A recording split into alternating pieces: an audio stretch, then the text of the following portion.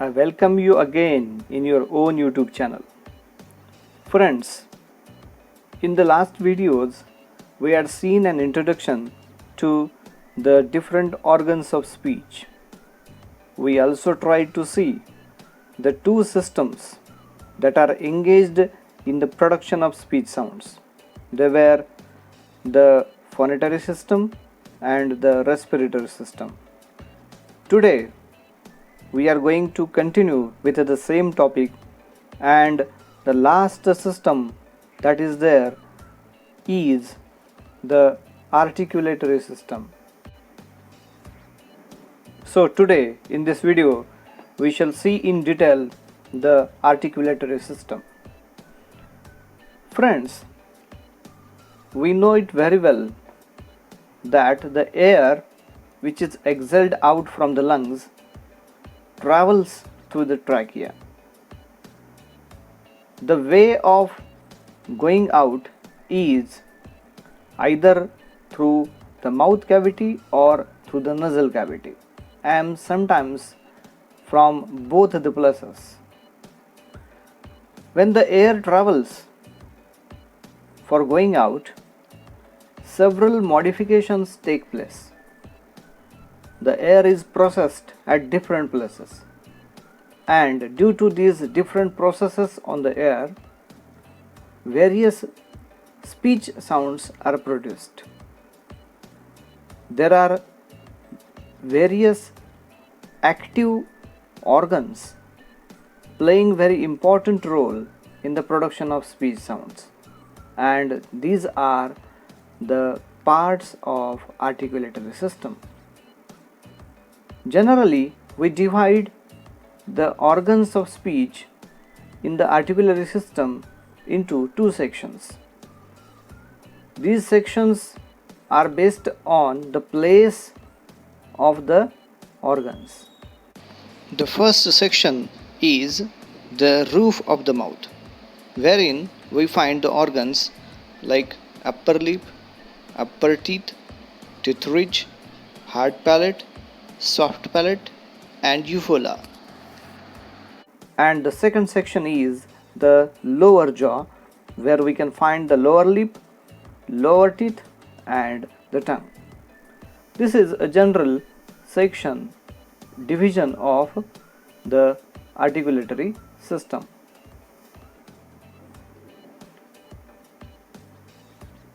When we think about the articulatory system, first of all we need to see the pharynx. What is pharynx? Pharynx is the part in the mouth which is situated between the back of the tongue and the top part of the larynx. See friends, here you can see an arrow is also shown there, and this part is known as the pharynx. You can see a kind of cavity or gap here. This cavity or gap is known as pharyngeal cavity, and in this cavity only the air is processed.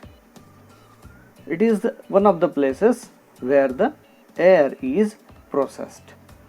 After pharynx, let us move towards the next part, which is the lips. Lips are situated in the upper jaw and the lower jaw.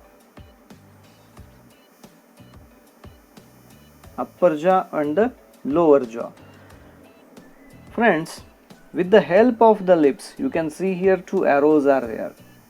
With the help of these lips, we can find different kinds of sounds are produced, like P, B, which represent the sounds P and B. How are these sounds produced? We shall see in detail in the next chapter. So, after lips, we can find teeth. Teeth are again at both the places, upper jaw and the lower jaw. You can see here in the diagram the sounds like th, the, etc. are produced using the teeth. Then the next part is the teeth ridge. Teeth ridge is situated immediately after the teeth in the upper jaw. You can see here the image. And with the help of the teeth ridge, we can find the sounds like t, d, s, z, etc. are produced. Teeth ridge is also known as alveolar ridge. Then comes the hard palate. What is hard palate? Hard palate is situated immediately after the teeth ridge. If we use our tongue, the tip of the tongue, then we can easily feel the position of the hard palate. It is immediately after the teeth ridge in the upward position. It is a curving structure. See, you can see here curve. It is a curve like structure. It is like a curve. And the beginning part of the hard palate contains some wrinkles or grooves. Why are these wrinkles or grooves there? These wrinkles or grooves help in the movement of the food, and at the same time they help to cause to produce some obstacles in the airflow so that certain sounds could be produced like y, s, sh. Such kinds of sounds are produced with the help of these wrinkles or grooves situated in the beginning part of the hard palate. After the hard palate, there is soft palate. The soft palate is also known as velum. Soft palate is situated immediately after the hard palate. Here you can see the soft palate is very soft and flexible, and it can assume different kinds of positions to produce various sounds. The sounds like k, g, etc. are produced with the help of the soft palate. Friends, we need to see the soft palate in detail with the help of the three positions that can be assumed by the soft palate. Out of these three, the first one is the position of the soft palate, which you can see in the image. Friends, here you can see in the first image the air is passing through the windpipe to the trachea, but this part, that is the soft palate, has blocked the way to the nasal passage. At the same time, this tongue, the back part of the tongue, has touched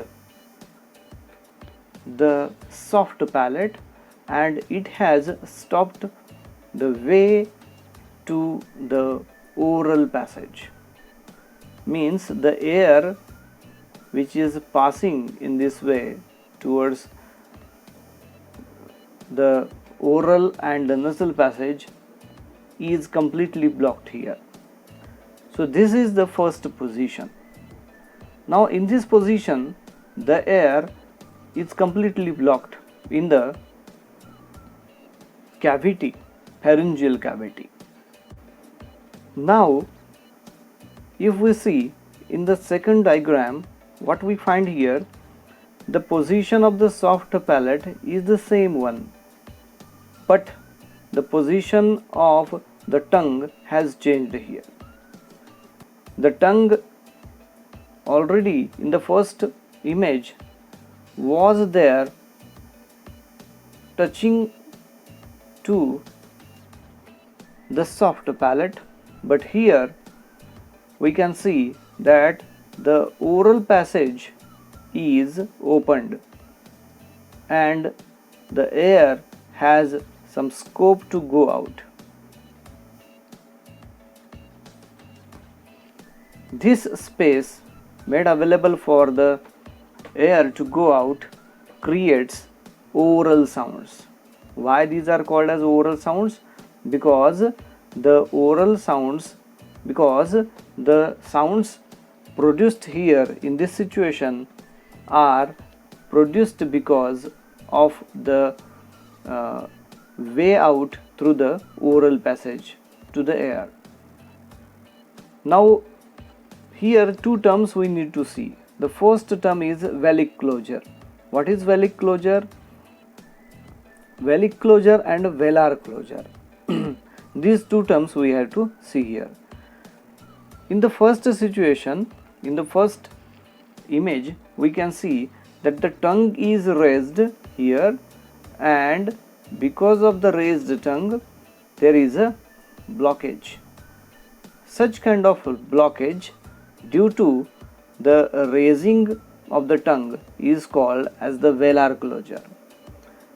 In the second situation, we can find here in the second diagram, also in the first diagram, that the soft palate is raised, and due to that raised soft palate, the air has no scope, has no way to get out through the nasal passage, and such kind of situation when created, it is called as the valve closure. So valve closure, velar closure, these two terms, and in addition to that, the oral sounds produced because of this kind of situation. This is the first position of the soft palate. Now in the second position of the soft palate, we find the lips are held tightly together, and because of that reason, the air which is exhaled from the lungs has no way to get out from the oral cavity. The oral passage is blocked because of the lips are held tightly together. The only way now remains is the nasal passage, and as the soft palate is lowered here, because of that reason the air has scope to get out through the nasal passage. In such a condition, the sounds which are produced are called as the nasal sounds. Nasal sounds are those sounds which are produced because of the lowering of the soft palate and allowing the air to get out through the nasal passage. Sounds like m and n are produced in such a condition, and these are the nasal sounds. So this is the second position of the soft palate. And in the third position, what we find, the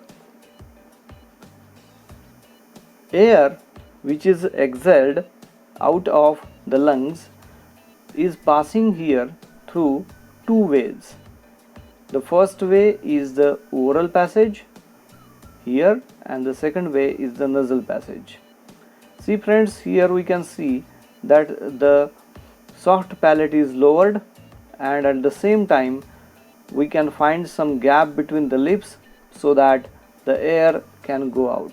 So air passes through two ways, the nasal passage and the oral passage also at the same time. So in such a condition, the nasalized sounds are produced, and nasalized sounds, which are these sounds like E or A, such are the nasalized sounds. These are the three positions of the soft palate. The last organ in the roof of the mouth is uvula. You can see it here. This uvula is a fleshy pendant like structure. It is the last part or the end part of the soft palate. We can produce sounds like k with the help of this uvula. Now, one very important, the most crucial part in the articulatory system is the tongue. Tongue is the organ which can assume numerous shapes and positions, and generally we divide for our convenience the tongue into four imaginary parts. You can see in the image the front part is called as the tip of the tongue, then immediately after that is the blade of the tongue, it is followed by the front of the tongue, and the last part is the back of the tongue. So these are the four imaginary parts of the tongue. With the help of the tongue, almost all the sounds are produced. The last concept in this articulatory system is active and passive articulators. So which are active and which are passive articulators? It is very simple to understand, friends. Active articulators are those articulators or organs of speech which can move from their position to some other position, and passive articulators are those organs of speech which cannot or do not move from their own place. They are static. Means active articulators are movable, whereas passive articulators are static. A very common formula is there. All the active articulators are situated in the lower jaw. Why in the lower jaw? Because the lower jaw is movable, whereas all the passive articulators are situated in the upper jaw. Why not in the upper jaw? Because the upper jaw is static. There is only one exception, and that is of the soft palate.